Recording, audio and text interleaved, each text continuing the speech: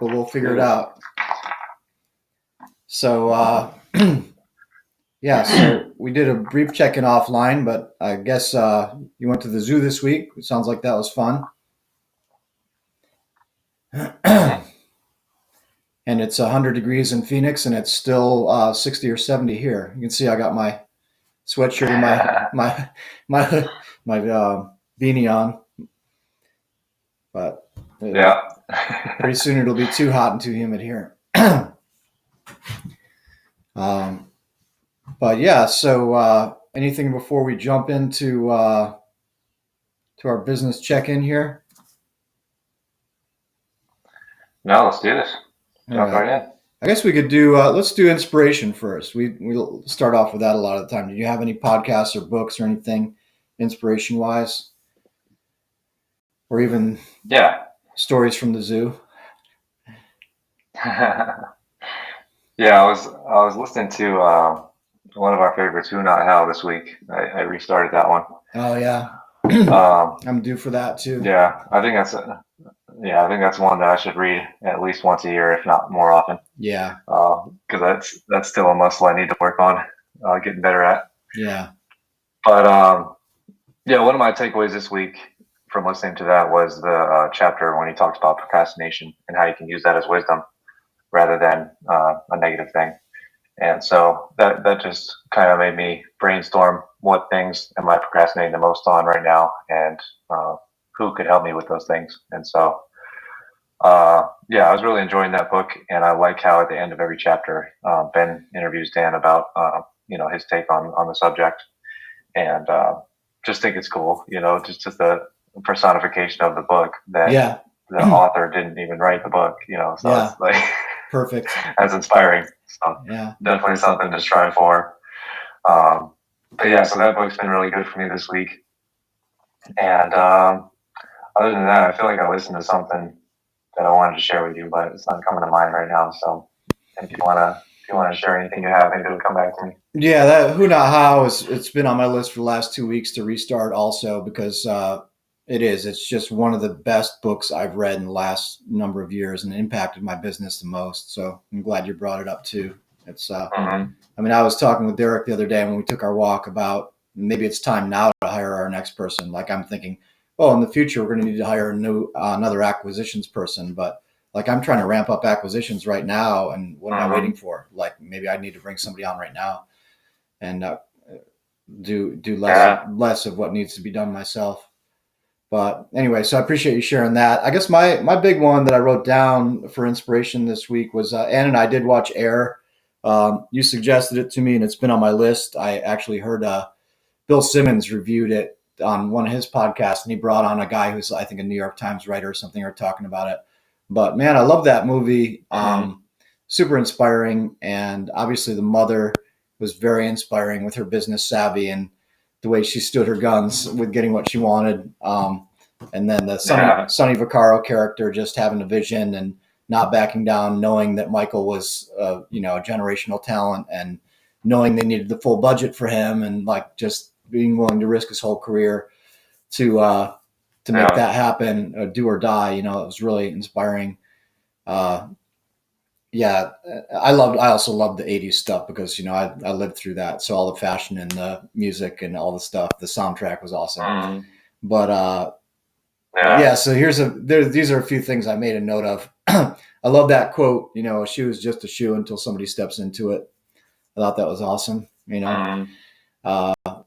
because he made that what it is. I love the, it was super inspiring, the stuff that they rolled at the end of the movie about how much money that shoe made and Michael made for Nike. I know. And that he still makes $400 million in passive income off that shoe a year. It's like, no wonder that guy doesn't need to do anything. He's making $400 million just sitting on his couch, So that's awesome. And, but then the two moments from the movie that I really loved, they're kind of sales things.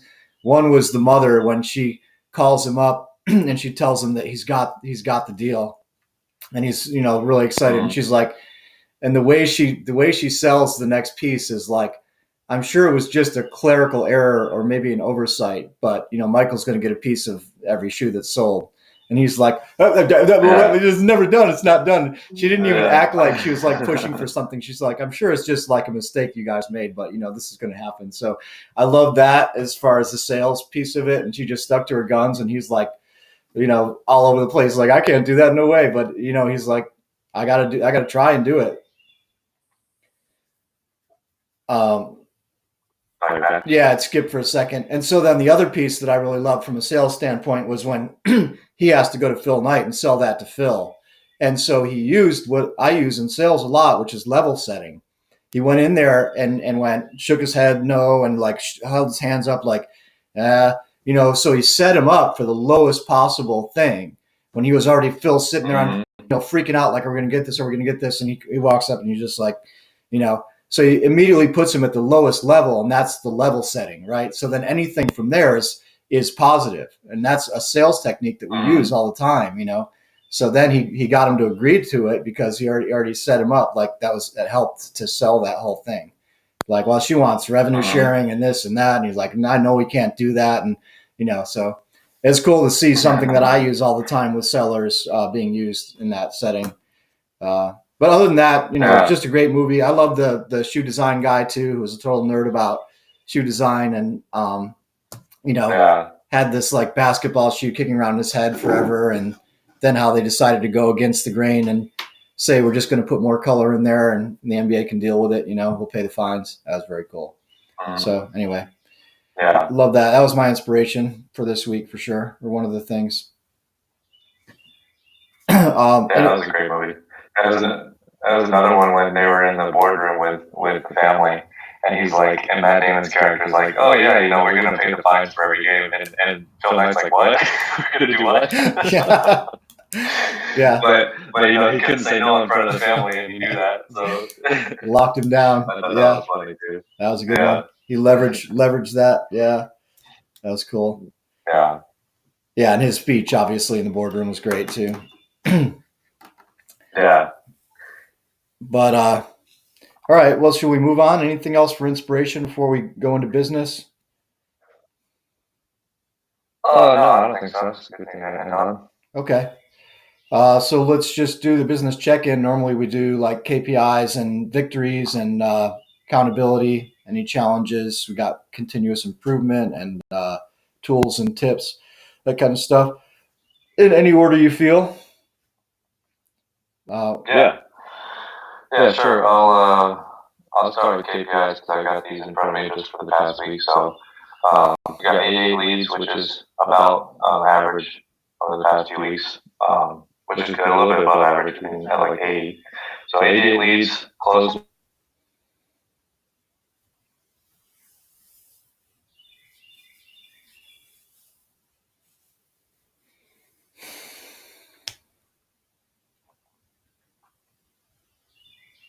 Four contracts, obviously, victory. Hey, I texted you about it. It cut out for a second, so I lost you at 88 leads. Oh, okay. I didn't even realize. Yeah. All right, well, take it again. So KPIs for the week: 88 leads, 4 contracts, sold 3, and closed 1. Sweet. So that was a good week. Active week this week. Yeah. So that felt good. 2 of those contracts came yesterday, so I just squeaked in before the meeting. Awesome. But that was my goal. That was my goal for the week was 4. So I'm happy to get those last 2 yesterday. And so that was a pretty strong week for KPIs. That's pretty much where I'd like to be is 4 contracts and 2 sold per week. And then I think with those numbers, that'll lead to at least 1 close per week, if not 2. So, but you can't always control the closing. So I want to be at 4 contracts and 2 sold every week right now. Those are my KPI goals there. So I hit that this week, which is good. That felt good. And then in terms of victories, I think I texted you about one of these, but it was a victory for me to collect the cancellation fee this week. I have never had to do that before. And on that one deal that you and I were working on a few weeks ago, you know the story, but basically the buyer was all going home about the deal. He was super interested. He called me a few times about it. Like, I really want this deal. He offered me over my asking price for it. And so obviously I accepted and stuff, and he he just canceled on me like the very next day after we had, kind of got the ball rolling towards closing. And so that put me in a tricky situation. Obviously, I had to have that difficult conversation with the seller and, let Jason and Giselle know that we're not closing, which was a bummer. And then it was kind of a double whammy for me because on this one, it was a very complicated deal on the seller side. There were like 5 or 6 heirs. And so those guys did put in a lot of work, getting ready to close. And so they did, I offered them to pay them for their time. They did charge me for it. And so I was like out of pocket on that, a few $100, and so that made me even more kind of frustrated with this buyer. But in my contract, I added this like a year ago or so, where it's like essentially if the buyer signs my contract and they don't, they just, do what this guy did and just, oh, never mind. Yeah. I'm entitled to cancel it. I'm entitled to a cancellation fee, and maybe I should up it for next time, but right now it's $500. And so I collected that this week, and that was, kind of like a moral victory for me. Yeah, definitely. I felt like I at least got something from him, and then it turned that deal into, a few hundred out of my pocket, so at least I pocketed like a couple $100 out of it. So yeah, it's not a total loss, because I lost the deal and lost money, but now I didn't. So that was a victory for me, and to kind of close the loop on the whole thing. So that was awesome. And then let's see, other than that, we got a deal that I've been working on since February that I'm going to end up buying myself next week. It's finally ready to close. Tenants are out, and going to close on that on Tuesday. So I'm excited for that one. That'll be my first one like that I've done this year, where I buy the deal and clean it out and put it on the MLS. So I think I have good potential. I'm excited about that one. Yeah, that's cool. That'll be fun to see how it goes. Yeah, we'll see how it goes, and I think it's good for me to do that every once in a while, because I get a better sense of how the market actually is, because buyers can tell me whatever. Who knows if they're just trying to mess with me to get a better deal or something. Yeah. But if I go out there myself, I actually know what the market is actually like at this time. So. And you've got a much bigger upside on this too, right? I mean, than wholesaling it. Much bigger potential upside. Yeah. On this one I decided to do it because running the numbers, it looked like I would make about double what I would make wholesaling it. And so I figured, if it's maybe 10 to 15 grand more, maybe the extra effort and time isn't worth it. But in this case, when it's a double potential profit, it's not guaranteed. But yeah, I think it's going to work out. So hopefully it does. So yeah, there's that. And then we got another one all set to close tomorrow, Monday. So that's a victory. And I guess that's about it for victories. Yeah. Cool. Sounds like a good week. Yeah. I guess I should address. So I sold 2 deals as wholesale deals this week. I counted a third I sold because I'm doing another JV deal with Eric. I think I told you about. I did one with him in Durham last year. We're doing another one in Fayetteville. And so it's kind of the same thing what I just said I'm doing on my own, but this one I'm doing as a JV with him. And so it's nice because he fronts all, like the money and the crew and everything, and then we just split the profit on the sale. Nice. So I'm excited for that one. I think that'll turn out well. Also, it's like a really clean property. Really doesn't need much work, and it's in a great area. So I think that'll work out well.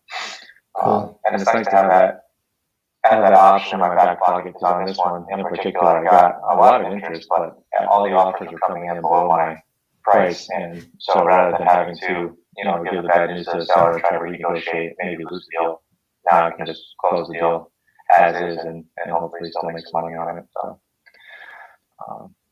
that's exciting. So are you buying it and Eric's doing the repairs? Is that how that works? No, so he buys it in his LLC, and we just have a JV agreement, and then we just split the profit on the sale. Okay, well that's nice. You don't have to come out of pocket then too. Yeah, it's total win for me. Yeah. And the only trade-off is that obviously I don't take any money up front. I just sell it to him or assign it to him at my contract price. Yeah. We split on the upside. Yeah, that's nice. Yeah, so I'm excited to do another one of those with him, see how that one goes. And I just remember one more thing I wanted to share with you. I got this novation deal that has been dragging along, but we finally went on market at the beginning of this past week and got 4 or 5 offers this week, and one of them over asking price. And so Sweet. that one's turning out well too. Yeah, and that was one that I didn't know what was going to really happen with it because the seller was just like really dragging her feet on the whole process. Like, because with the novation, I'm just learning as we go here, but we have the contract, but then after that, you have to get the attorney in fact, and I think a limited power of attorney or whatever. Yeah, similar to some too. I think one or both of those documents has to be notarized, and so it took us like, I don't know, almost 3-4 weeks just to get a notary appointment with her. And then we wanted to get professional photos so we could list on the MLS. That took another 3 weeks, and so it's been dragging on. But this past week, like I said, we finally got on the market and got multiple offers. So I think we'll be able to go in the contract this coming week, and then that'll be another one probably that can close in June. So with that, are you paying her a set price, or are you taking a percentage after it sells? Yeah. So with that, this is my first one. This is my first one, obviously, but I'm learning as we go. But basically, we're paying her the contract price that we initially agreed on. So she's still getting the same price, which is in this case $80,000, and we're still paying all the closing costs and all that stuff. And then, I'm working with this guy named Eve. He's part of CG, and basically they basically just do this. They help people, do their first couple of innovation deals so they can get off the ground running, and in exchange for obviously JV in the deal. But so he basically gave her the pitch, and he let me listen in on the other line. And so he just, totally upfront with her, told her what's going on, and got her approval for that. And so we just listed on the MLS, and then we're paying all of those fees. So we pay the listing fee, we pay the commission, we pay the closing costs. And so in this case, it's looking like we'll sell it for around 120, but then we'll have around maybe 7 or 8 grand in all of those costs. Yeah, it'll still be a nice deal for us. Yeah, probably around 30-ish, maybe a little bit more than 30 combined, and then we'll split that. So. Again, it's kind of like what I just talked about, where this is probably something I either have to renegotiate or cancel with the seller, but instead I get to turn it into what looks like a 15K profit. So it's a nice win-win. Yeah. For me, for the seller, and for Eve. So I'm excited about that. Hopefully it turns out well. So it's kind of like a wholesale, similar, right? Essentially, yeah. Yeah, essentially, but the beauty of doing it this way is that we're not actually buying it. So yeah, that's the nice thing there. You say, and you're able to put it on the MLS and get more exposure than trying to sell to your buyer list.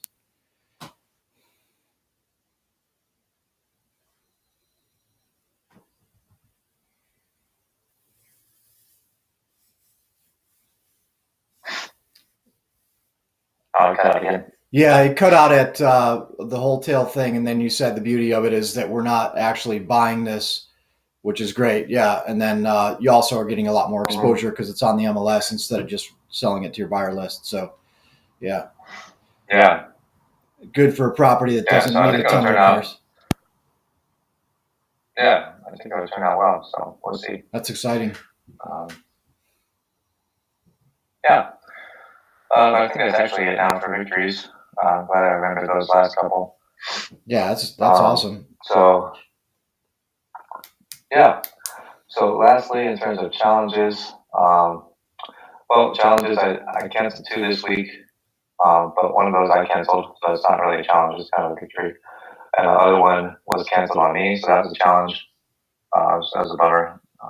But, I think I know why. With this one, we didn't really build enough rapport on the front end. That's something I need to talk to those guys about. Yeah, that's a continuous improvement piece, right? It's continuing to build rapport with sellers at the front end, because it makes a big difference when there are delays or anything goes wrong if you have a rapport with them. Yeah. So that was a bummer, but it's okay. It was already a challenge just to even get access to that property. So it might have been a blessing in disguise. It seemed like the tenants were kind of an issue with that one. So that's okay. It kind of clears up the board too, because we just got 4 new contracts. So that's okay. But yeah, and other than those challenges, I think the big challenge for me right now has been not getting really any activity on my job posting.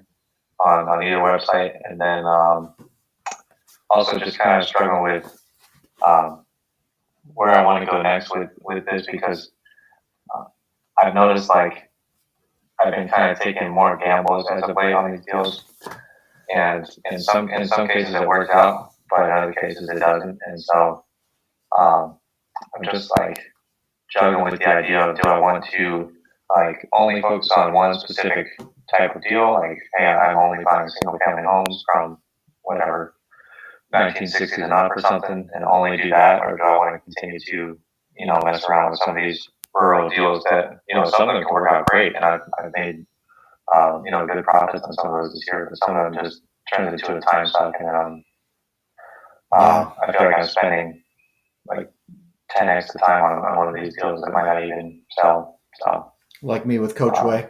yeah, yeah. So yeah, I guess that's it. Like, because we've had the goal of 12 contracts every month this year, and I'm wondering if I should bring that down slightly. I was looking for the right word, but just adjust that goal and look for more quality contracts rather than just quantity. So Yeah.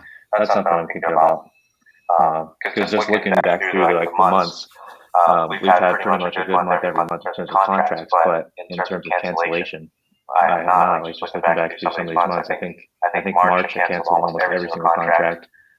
In January, canceled over half the contracts we got, and so it's like that's not where I want to be. I'd rather have 7 contracts, close them all. And some contracts are going to cancel, that's fine, but having 50% is too much for me. So Yeah. yeah, that's just something I've been thinking about. But that's pretty much it for me. If you have any feedback, if not, we can switch over. Yeah, the contracts piece is big. I get that. Narrowing your focus too. But definitely it's not, I don't think it's a good thing to incentivize or to put pressure on the number of contracts, because quality versus quantity is a big thing. I mean, I've spent, just as far as continuous improvement, I've spent a ton of energy in the last 2-3 months just working on our post contract review, which means we go through an intensive review process after we get a contract so that it gets canceled before it ever hits disposition, if it's bad. Mm-hmm. But and we're we've increased our standards with acquisitions too, where we're just being more picky about what we actually sign a contract on.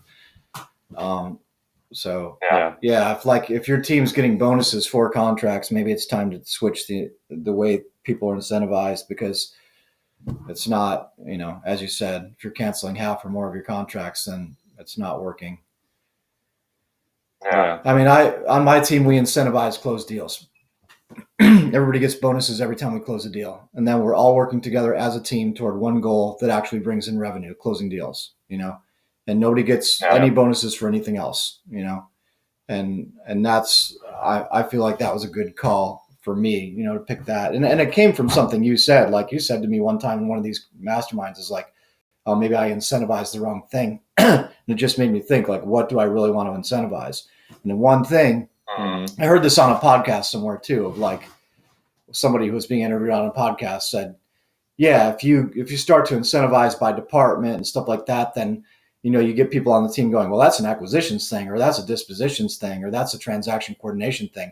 But if you're incentivizing one thing that everybody is working toward, which is closing a deal so we get paid, then nobody's going to care what department it is. People are just going to try and get the deal closed, because that's how they get their bonuses.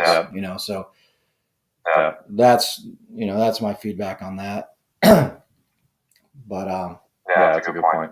Yeah, because contracts for contract's sake, like when I started my business, I get so excited every time I got a contract. Like, I got a contract, woohoo! And you're like the deal is done, and it's just a contract, And then you really have to, once you get the contract, is when you actually go to work, right? I mean, in the beginning, it seemed like getting contracts was work, but it's not. Really, getting a contract is something you can do any day you want.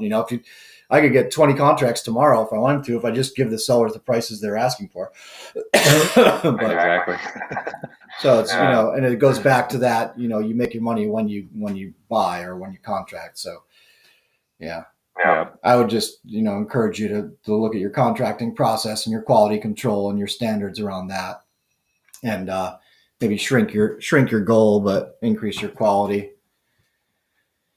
Yeah, that's a good point. Or keep the same number, find ways to get more leads and be more picky about the deals you take. Yeah. And some of these, when you're contracting a house, like I'm seeing, sometimes it's just par for the course. You're not going to be able to know that there's a foundation issue or whatever. Right, exactly. You can't know everything. But yeah, definitely. That's something that I don't remember when I implemented it, but I think it was sometime last year where I started doing a monthly target for contracts and giving bonuses there, because before then it was just to close deals, but now it's both. But a smaller bonus for that, obviously a bigger bonus for the closings.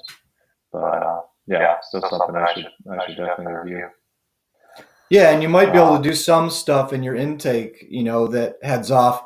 Like, we track our most common reasons for cancellation, right? In Podio, when we cancel a deal, we have a pop-up with reason canceled.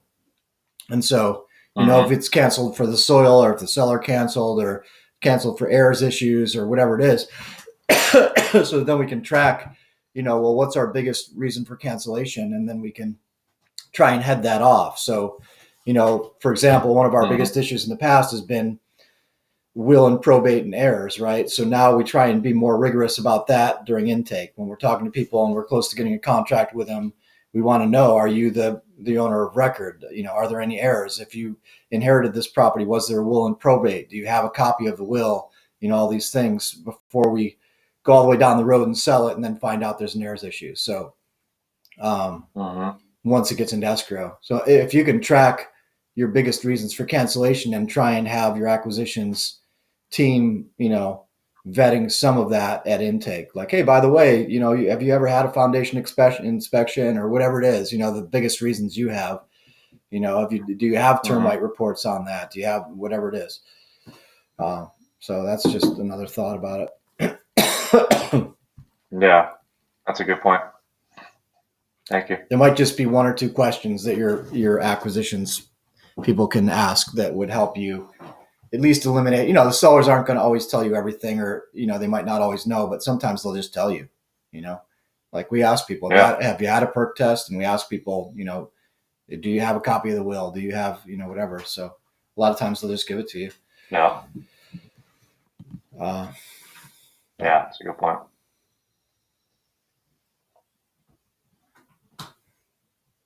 Awesome. Well, thank you. We can switch over to you now. Okay. All right, I'll jump in. Excuse me, I'm losing my voice a little bit, but hopefully I have enough for the rest of this. Well, I'll start with accountability because it's here on my list. I said I would do 10 social media posts, and once again, I waited till the last minute. I kept telling myself every day I have to do some social media. I didn't do it. This morning I got up very, very early.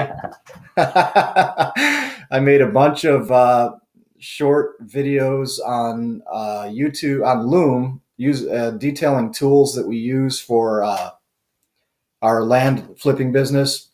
And I did them as a series, and I posted a bunch of videos on my YouTube channel and scheduled them out. So I think I did one or two posts on LinkedIn and Facebook business page too, just text posts, but I did like 8 videos and rolled them out. So I did hit my commitment. I made a commitment, and I made a commitment for a reason, because I want to be doing more on social media and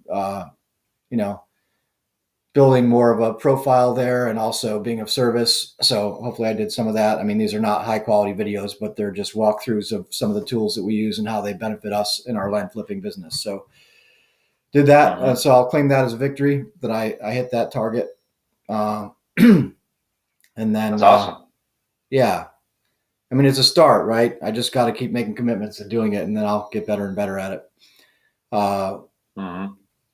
So then, as far as victories go, we closed 2 this week, which is great. One of them was a deal we had in the works with Uriah for quite a while. So that was the first deal I closed with Uriah. So that was great because, he's a great guy and a really professional buyer to work with. And, I get to see him at the the Real Estate Investors Association event that he hosts called the 100 Club. And so great to close a deal with him. And it was a pretty profitable deal also, good assignment fee for us. And the seller was awesome on that deal. Yeah, it was one of our higher assignment fees for sure. It was a deal in Durham here. So it's a fun little story. I'll just try and keep it brief. But Creasa, our acquisition specialist, brought this deal to me, and she said, yeah, we should probably cancel this. It's got a little bit of a slope and this and that. And I said, well, hold the phone. It's in Durham, and we can pretty much sell anything in Durham. So let's take a second look at it. So we took a second look at it. She was gonna not even take the contract, and we were like, oh.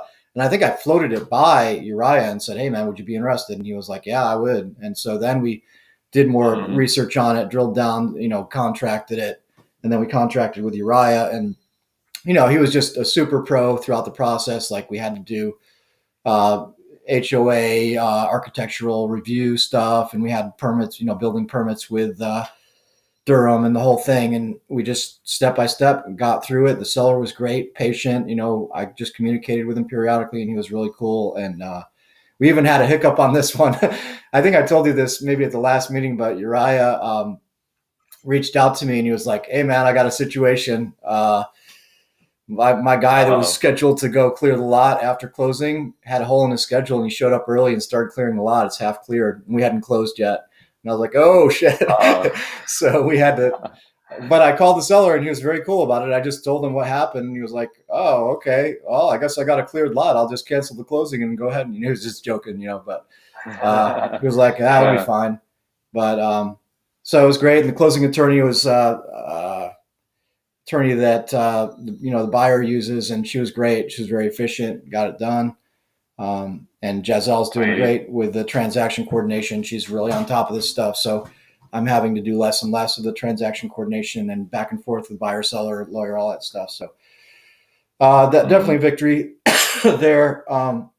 We closed one other deal this week, and that was the deal that I think I told you about. It was the second one I was thinking about doing a specific performance suit on, but we didn't have the husband and wife's signature on the sales contract, so we couldn't. So we ended up giving them basically $5,900 out of our assignment fee to continue to close and keep our word with the buyer, because they basically demanded. They said we're not going to close it unless we get another $5,000.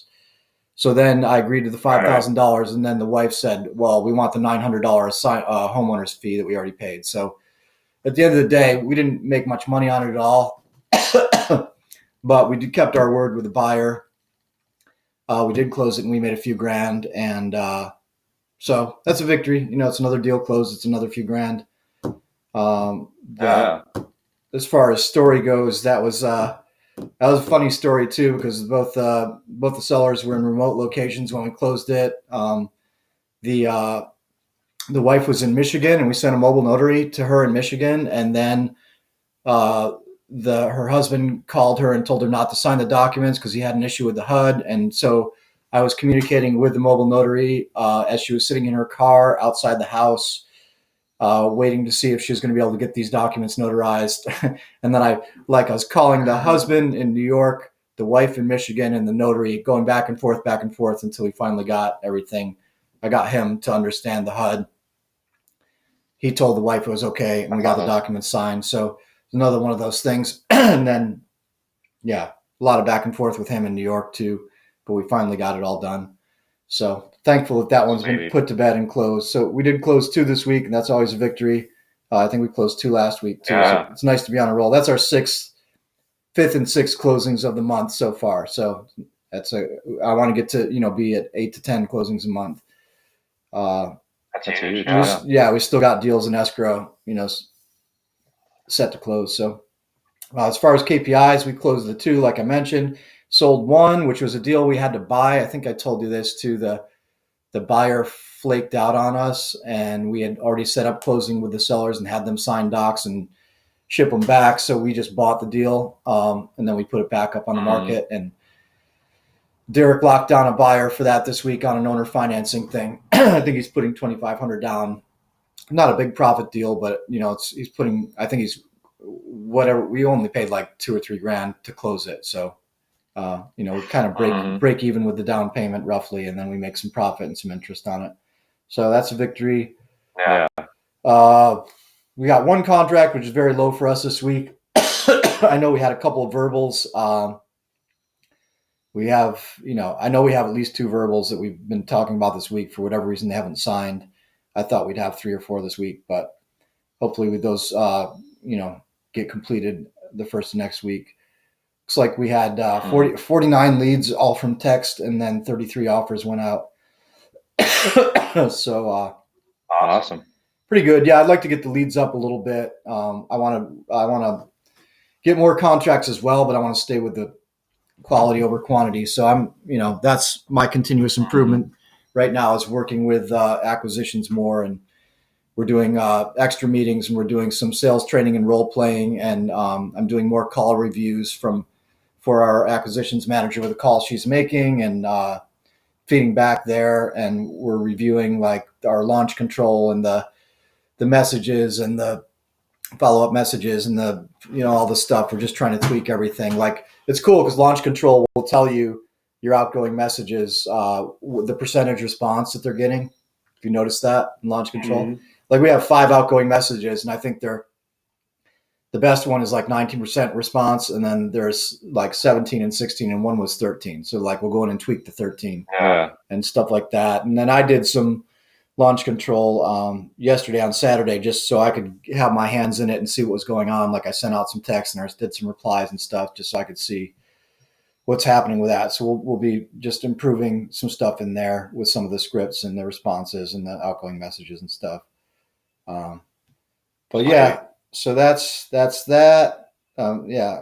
And then I don't know if I have anything for tools and tips other than, PropWire is definitely good for comps. I'm still working on trying to find a system like you have for like a calculator for comping land. I haven't nailed it yet, but I'm doing some kind of aggregation of like PropStream, PropWire, Zillow, Trulia, Landglide. I've just been trying to like open 5 tabs and analyze a property and see how I can find things that are consistent each time I analyze it. So I'm working on that. I actually posted an analysis too in one of the videos I posted on YouTube. Krisa, our acquisitions manager, asked me to review one of her analysis because she wasn't sure, and the seller was asking for more money. So I did the review as a screencast for her. I did my analysis with using a bunch of tools, and then I was like, oh, might help somebody. So I posted on YouTube too. But it was the same kind of thing. It was like opening 5 different tabs and comparing a bunch of different things and trying to drill down a value on a piece of land. So yeah, I think that's all my KPIs and victories and continuous improvement stuff. As far as challenges go, other than the things we mentioned, yeah, I had one more victory. Actually, it comes out of a challenge.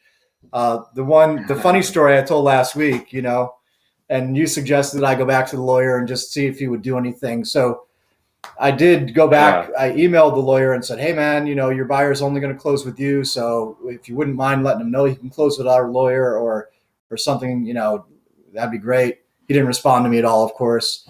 And then, so then I reached out to the buyer, and I had someone on our team send him a termination of contract. And then I followed up with him and I said, hey man, I just wanted to make sure you received the termination of contract. Cause if we're not going to do this deal, we need a termination signed. Because we were going to start trying to sell it to other people, and I can't do that if I'm under contract with him.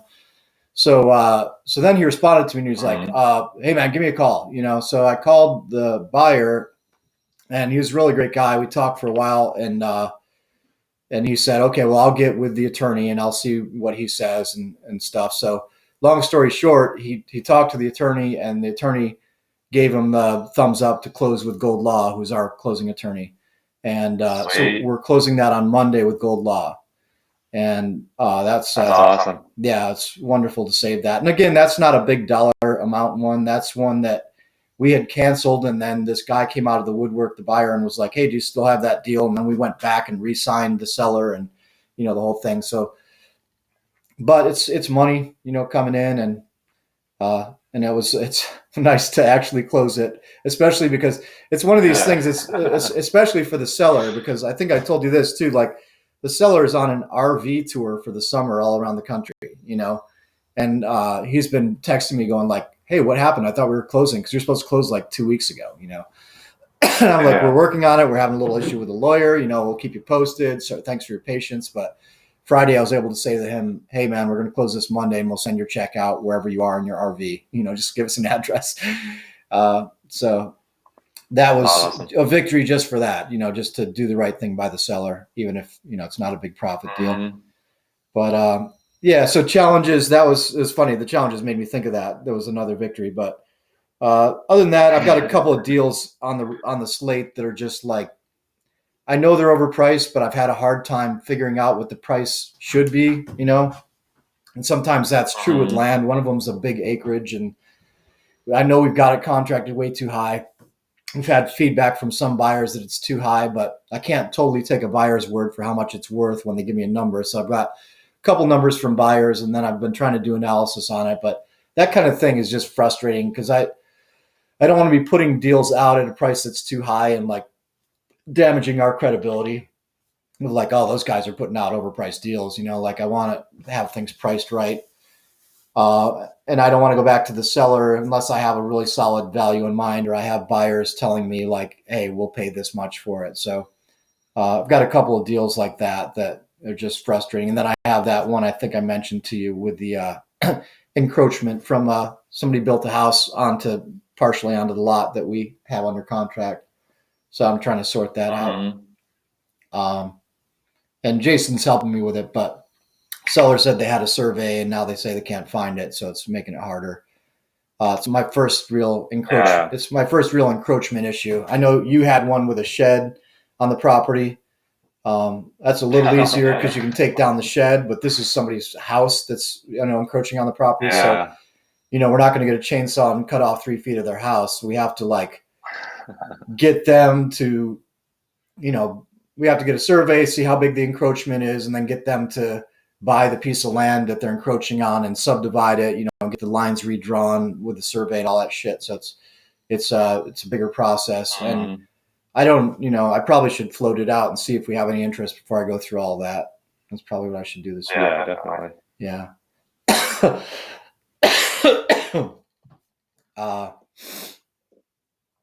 But yeah, I think that's about it for challenges for me. One idea that I'd like feedback on, any feedback you have on the challenges, I'm open to.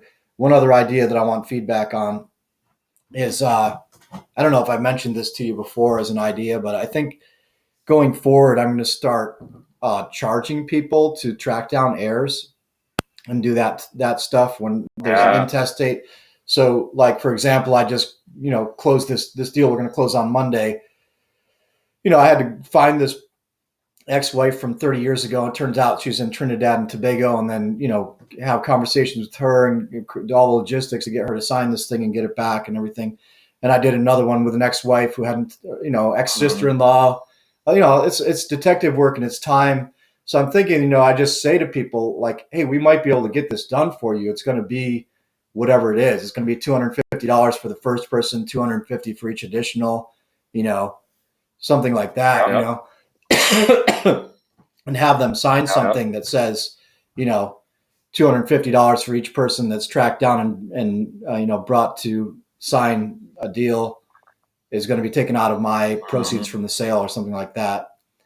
And then bigger picture, like we're getting pretty good at this. So it's a service I could offer to other wholesalers, or people who are investing in land. It's just like, hey, we've got kind of a system set up here where we track people down and we get them to sign quitclaim deeds or affidavits and stuff like that. And we'll do it for this flat fee plus notary fees and this and that, like it's got to be a flat fee. I think it's got to be a flat fee that you pay whether or not we're able to track them down to start, right? For us to just start the process. So you're in for whatever it is, 250 or 500 or whatever it is. And then beyond that, for each additional person that's this, plus you're paying any fees for mobile notary or, this and that, right? So that's a thought I had. So any feedback you have on that too? And that's all I got. Yeah, I think that's great. I thought of that just when you were talking earlier. To just add that into your seller contract, maybe regardless, and it's something I might add as well after this, but maybe regardless if they have errors, just add it into your boilerplate contract as a clause that just says, hey, if you have more than, like, if you're not the only, I don't know, if you're not the only heir to the property, then we charge a flat $500 fee to get this closed for you. And if more errors arise, then it's a flat, whatever, 150, 200 per error. To get this, to closing. And this will be deducted from your proceeds once we close, and paid to your company name. Yeah. So I think that's a great idea. I think that's awesome. And it's something I'm gonna add in too. So I think that's awesome. Yeah, it's more work for us. Yeah.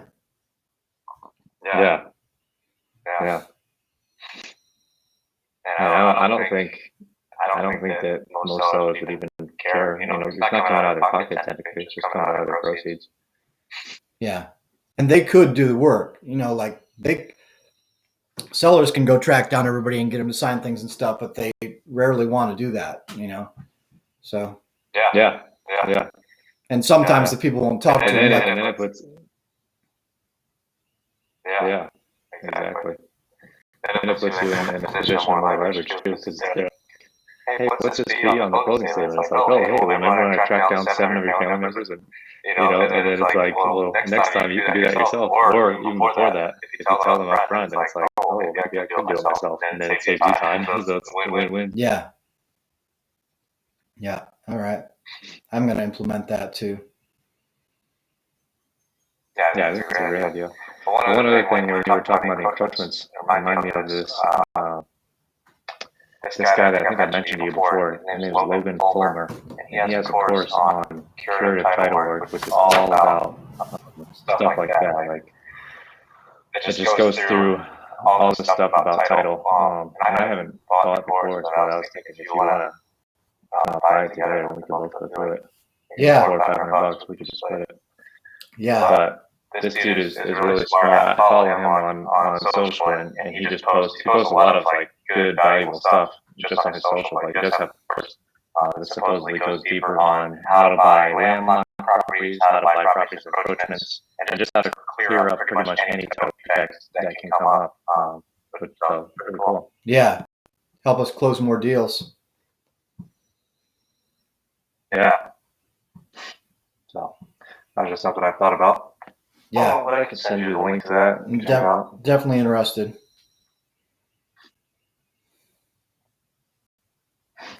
Sweet. Oh, what else did you have? I feel like there's something else. I think that's it. Unless there's any new tools or things that you found, like you just mentioned this, Logan Fulmer and the course. But any other? I don't think I have any other new things I've come across this week, as far as resources or tools or tips or anything.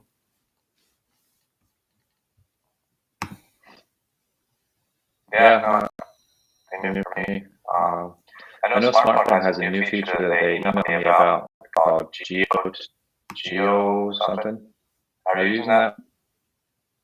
The new feature for a smartphone?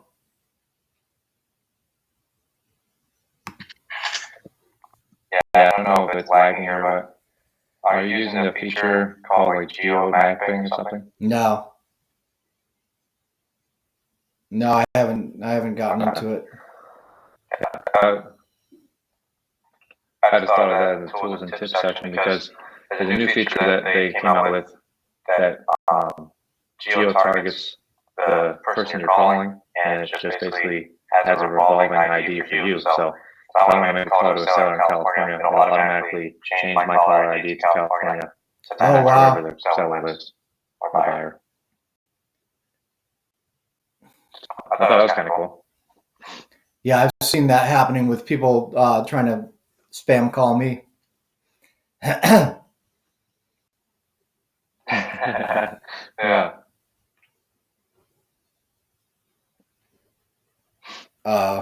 Yeah, but that's all. That's all I got. All right, no new tools and tips, but that's all right. Shared a lot of good stuff this time.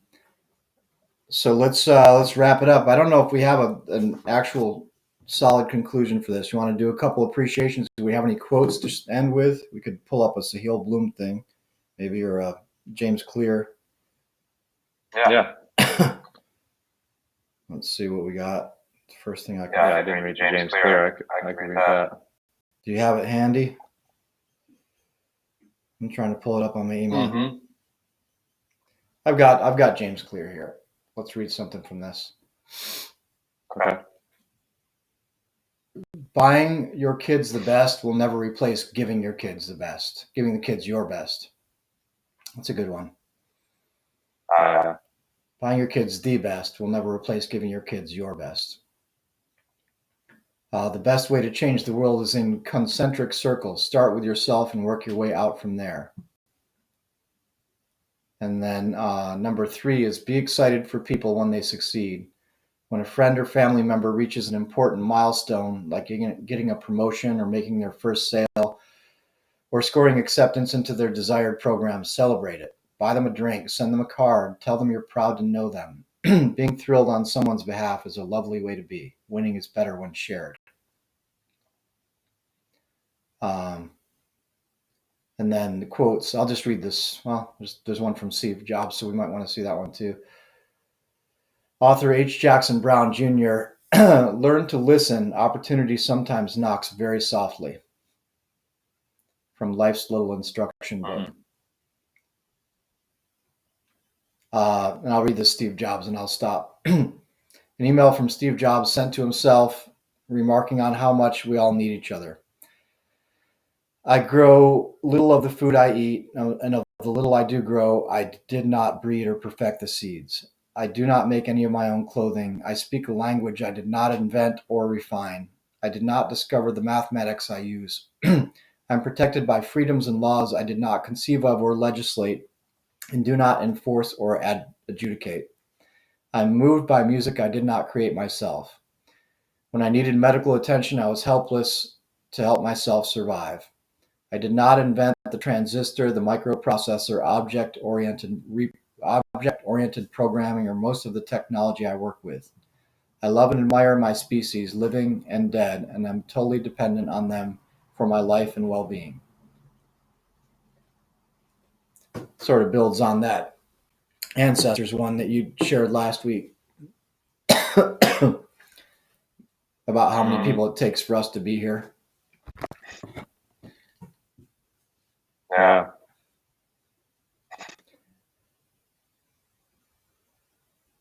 All right, should we end the pod for now?